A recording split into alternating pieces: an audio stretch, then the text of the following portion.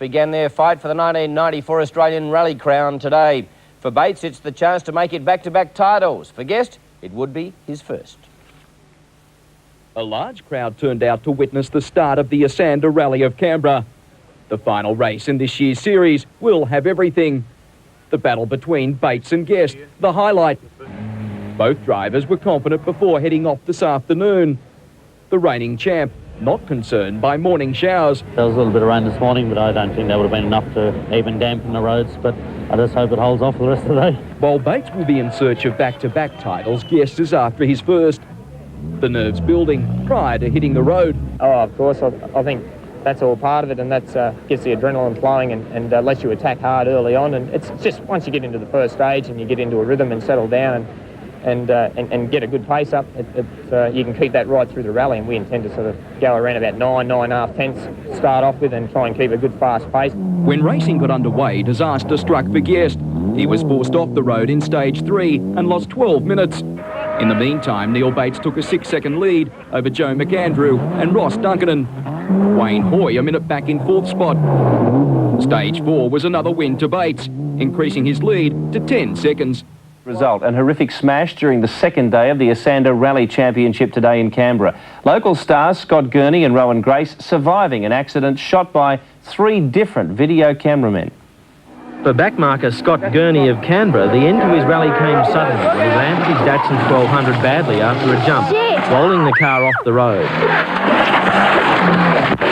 The little Datsun went on a roller coaster ride, putting the young Canberra driver off the road but unharmed. The safety equipment, including the roll cage, harnesses and helmet, did their job, saving the ambitious Gurney from serious injury.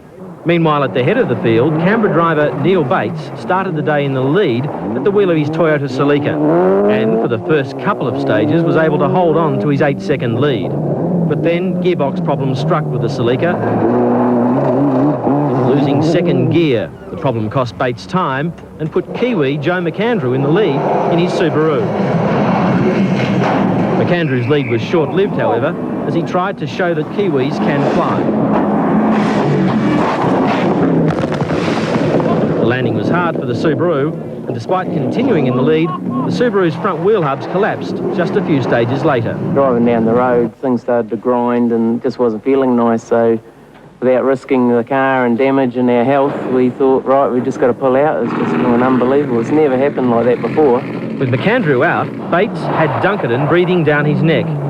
Duncan also had gearbox problems early in the day. Once his crew had fixed them, the West Australian veteran attacked Bates, grabbing the lead back on the 4th stage of the day.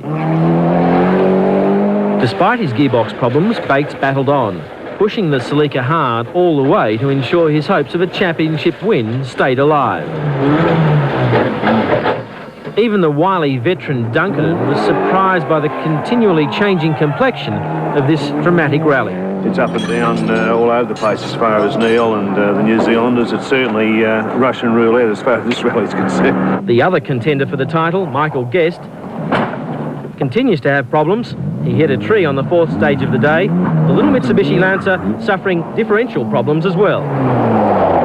Guest is in 17th and almost 14 minutes behind the leaders. But if Bates fails to finish, Guest could still take the title. Kiwi Rhys Jones is leading Group N in his showroom stock Lancer, lying third outright, almost 3 minutes behind Duncan. Late in the day, Bates thought the gearbox would cry enough. But his crew managed to make some running repairs, getting him to the last stage where he set fastest time. It actually went fine in the last stage, but noises aren't very good. Duncan finished the day 48 seconds ahead of Bates in a rally which has seen so many changes of fortune. After a dramatic day of rallying, Neil Bates's crew is waging a frantic fight against time to repair the broken gearbox. With just over 100 kilometres of rallying left tomorrow in the final leg, Bates's chances in the title hinge on getting the car to the finish. It's second to Ross Duncan in the Esanda event in Canberra. After 3 days of tough competition, the Esanda Rally came down to a question of survival. Neil Bates was nursing a sick Celica, with a broken second gear forcing him to take it easy and settle for a safe second place. Ross Duncan had hold of the lead, and without the Celica to pressure him, he took a relaxed approach to the final 6 stages. The other main contender for the title was Newcastle's Michael Guest, but his bad luck continued today, with the Mitsubishi Lancer dropping a valve just 3 stages from home, putting him out of the rally. In the end, Dunkerton crossed the line 4 minutes and 15 seconds ahead of Bates. It was Dunkerton's 4th win in the Esanda Rally, and Bates's 2nd place was enough to net him his 2nd consecutive Australian Championship with co-driver Coral Taylor. Rally title after finishing 2nd in the Esanda Championships in Canberra. Dunkerton won the event, but Bates took out the overall title. Western Australian Bob Nicolai had a scary moment when his Daihatsu Charade tripped and fell in front of the cameras. Hard, more people.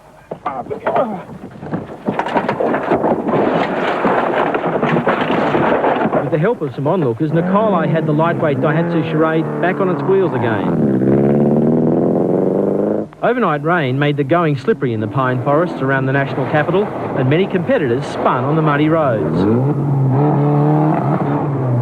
The other main contender for the title, Newcastle's Michael Guest, battled on through the last day, climbing as high as 11th after early problems on Friday had moved him as low as 54th. His bad luck continued, however, with the Mitsubishi Lancer dropping a valve just 3 stages from home, putting him out of the rally.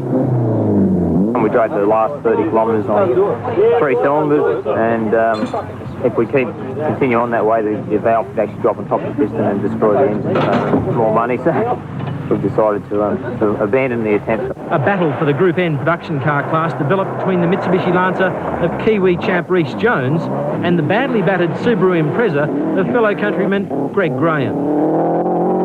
Jones had a puncture just 3 stages from home, losing almost 6 minutes and dropping him to 5th and 2nd in Group N behind Graham's Subaru. But it was at the head of the field that all the attention was focused, with Dunkerton and Bates urging their machines to the finish.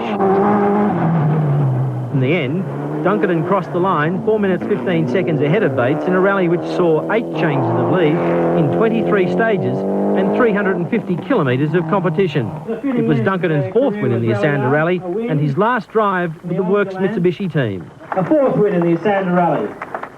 Yes, a pleasing victory, but I think if you had to write a script for a movie on a rally, I think you couldn't have written it better with Neil Bates winning the Australian Championship and we just sort of getting 1st place, so I think it was great. Bates' 2nd place was enough to net him his 2nd Australian title with co-driver Coral Taylor.